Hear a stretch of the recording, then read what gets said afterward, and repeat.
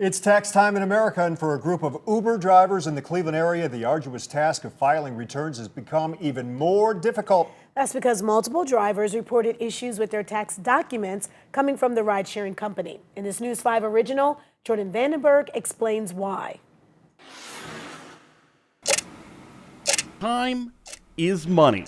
And for someone like John Booth, both are made About 5 years. and spent behind the wheel. I would imagine by my 5-year anniversary, I will hit 20,000. That's how many trips Booth has given as a full-time Uber driver, but he's technically not an employee of the rideshare company.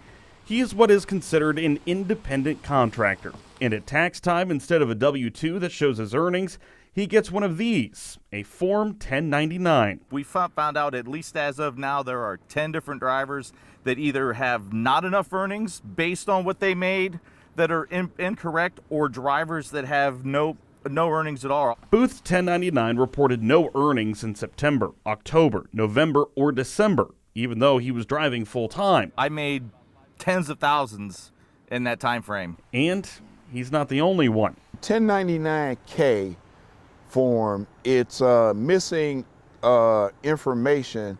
Is missing data information for several months. This driver, who wanted to remain anonymous, showed us his 1099, in which as many as 7 months had zero earnings reported. Is a concern because this is a document that goes to the IRS. And even if it is underreporting information that may or may not be to our benefit, it's still a document that's going to the IRS with missing or incorrect information. Those earnings are off. What do? Because we have to report what is given to us on the 1099. So do we underreport? What happens if we get audited? Like, we're just kind of stuck sitting on our hands. There is some good news to this story, however. About 5 days after News 5 reached out to Uber about these issues with John Booth's 1099 tax documents, the company found out the problem and has since rectified them.